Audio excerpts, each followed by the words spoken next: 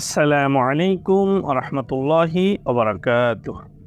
আলহামদুলিল্লাহ ওয়াহদা ওয়াসসালাতু ওয়াসসালামু আলা মান লা নাবিয়্যা বা'দা। সম্মানিত দর্শক মণ্ডলী, আজকে আমরা আপনাদের সম্মুখে সুনান তিরমিজির 16 নম্বর হাদিসের সরল অনুবাদ নিয়ে উপস্থিত হয়েছি। কাজেই আর কথা না বাড়িয়ে আমরা সরাসরি চলে যাচ্ছি সুনান তিরমিজির 16 নম্বর হাদিসের সরল অনুবাদে।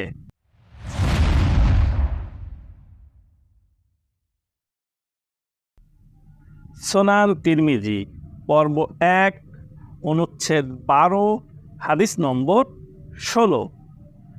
আব্দুর রহমান ইবনু ইয়াজিদ রাহিমাহুল্লাহ হতে বর্ণিত আছে, তিনি বলেন, সালমান রাদিয়াল্লাহু তাআলা আনহুকে বলা হলো, আপনাদের নবী প্রতিটি বিষয় আপনাদেরকে শিক্ষা দিয়েছেন, এমনকি পায়খানা পেশাবের শিষ্টাচারও?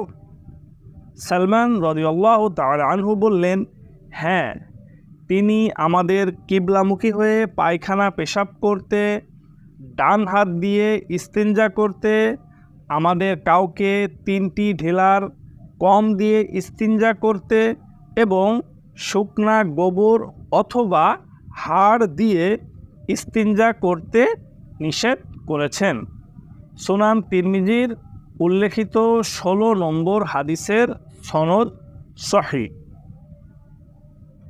প্রিয় মুসলিম ভাই এবং বোন, আজকে আমরা আপনাদের সম্মুখে সুনান তিরমিজির 16 নম্বর হাদিসের সরল অনুবাদ উপস্থাপন করলাম। পরবর্তী হাদিসের সরল অনুবাদ নিয়ে যথাসময়ে আপনাদের সম্মুখে উপস্থিত হব ইনশাআল্লাহ।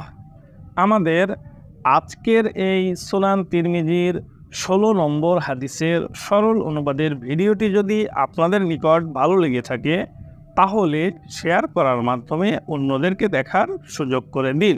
পাশাপাশি আমাদের এই ইউটিউব চ্যানেলটিকে সাবস্ক্রাইব এবং ফেসবুক পেজটিকে ফলো করার অনুরোধ রইল।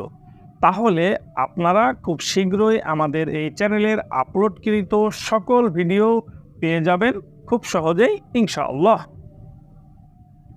আমার ইসলাম প্রিয় ভাই এবং বোন, আমাদের ইউটিউব চ্যানেলটিকে সাবস্ক্রাইব এবং ফেসবুক পেজটিকে ফলো করার অনুরোধ জানিয়ে আজকের মতো সুনান তিরমিজির 16 নম্বর হাদিসের সরল অনুবাদের ভিডিওটি এখানেই শেষ করছি। সুবহানাকাল্লাহুম্মা ওয়া বিহামদিকা আশহাদু আল্লা ইলাহা ইল্লা আনতা আস্তাগফিরুকা ওয়া আতুবু ইলাইক। আসসালামু আলাইকুম ওয়া রাহমাতুল্লাহি ওয়া বারাকাতুহু।